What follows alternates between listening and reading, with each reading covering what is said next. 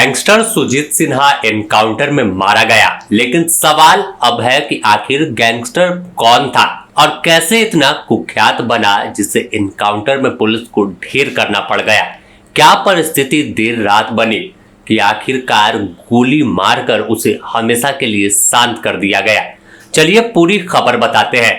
कुख्यात gangster Sujit Sinha Sahebganj jail में लंबे समय से बंद था, जिसके बाद रूटीन प्रक्रिया के तहत उसे धनबाद जेल शिफ्ट किया जा रहा था। आमतौर पर कुख्यात गैंगस्टरों को एक जेल से दूसरे जेल शिफ्ट किया जाता है, जिससे जेल में उनका साम्राज्य ना बन सके और सुरक्षा कारणों से बीच बीच में जेल बदली किया जाता है। लेकिन जब 3 अगस्त की देर रात उसे साहेबगंज जेल से कड़े सुरक्षा घेरे में लेकर पुलिस जवान एसटीएफ के जवान निकले, जैसे ही गाड़ी जाम ताड़ा के सदर थाना क्षेत्र इलाके के सुनसान जगह पे पहुंचती है, अचानक पुलिस वैन खराब हो जाती है। इसके बाद पुलिस वैन से सुजीत सिन्हा को उतारकर दूसरे गाड़ी में बैठाने की कोशिश होती है, जिससे उसे आगे ले जाया जा सके।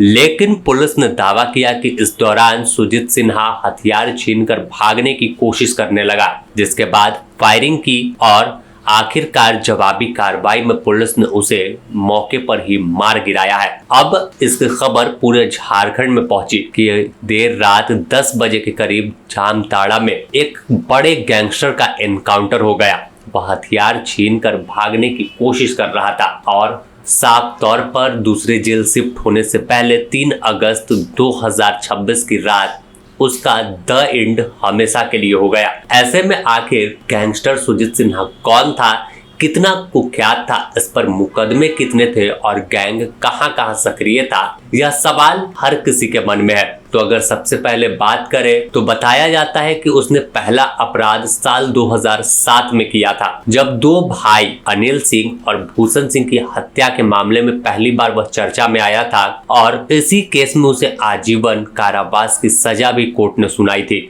लंबे समय से वह जेल में बंद था और जेल से ही तमाम अपने गैंग को ऑपरेट कर रहा था। माना जाता है कि दोनों भाई पलामू के रहने वाले थे और पलामू में टेंडर को लेकर विवाद हुआ था और उसी दौरान सुजीत सिन्हा ने 2 भाइयों को रास्ते से हटा दिया था। इस घटना के बाद पूरे राज्य में बवाल मचा था कि कैसे गैंग लगातार बढ़ता जा रहा है और रंगदारी, लेवी और कई ऐसे मामले, चाहे आपराधिक मामलों की बात करें तो 60 से ज्यादा मुकदमे सुजीत सिन्हा पर दर्ज था, जिसमें रंगदारी का हो, हत्या, अपहरण, लूट और ऐसे अलग अलग मामले पलामू के साथ आपको लातेहार की बात कर ले, रांची की बात कर, धनबाद, हजारीबाग, तो कई जिलों में उसका साम्राज्य फैला हुआ था और लगातार वारदात को अंजाम दे रहा था। जेल में रहने के बावजूद भी सुजीत सिन्हा लगातार एक्टिव था और कई बार तस्वीरें सामने आई थी कि जेल से पार्टी हो रही है, जेल में मोबाइल फोन का इस्तेमाल होता है, जेल से ही तमाम आदेश गैंगस्टर देता है और इसके गुर्गे बाहर में किसी भी वारदात को अंजाम दे देते हैं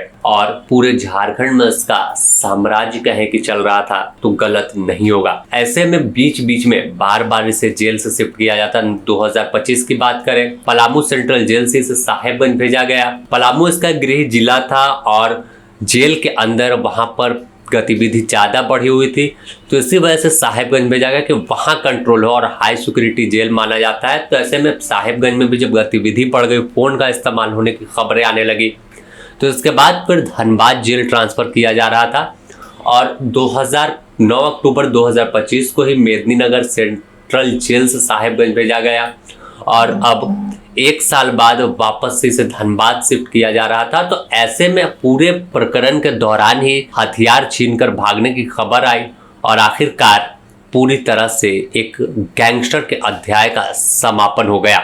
इस पूरे मामले पर जामताड़ा एसपी शंभू कुमार सिंह ने बताया कि कैसे पूरी घटना घटी है। ये अभी सूचना प्राप्त हुई कि एक सुजीत सिन्हा नामक जो बंदी था उसको साहेबगंज जेल से धनबाद जेल जो है शिफ्ट किया जा रहा था। इसी दौरान यहाँ पे गाड़ी के रोड से नीचे स्किड कर गई, संभवतः टायर उसका पंचर हुआ। अभी उसको हम लोग देख रहे हैं किस परिस्थिति में वो गया। उसको दूसरी गाड़ी में शिफ्ट करने के दौरान ये घटना हुई है, जिसमें कि वो संभवतः कि किसी सिपाही का हथियार छीनने का प्रयास किया, छीन लिया था और उसी मुठभेड़ में वो छीनकर फायर किया, जिसमें कि गोली लगी है। डॉक्टर और चिकित्सक अभी आए थे वहाँ, चिकित्सक ने उसको डेथ डिक्लेयर किया है। आगे की कार्रवाई एफएसएल टीम और बाकी जो एसओपी है उसका हम लोग पालन कर रहे हैं। कुल कितने गोली चली है? ये अभी कहना मुश्किल है। इनकाउंटर कहाँ की पुलिस की?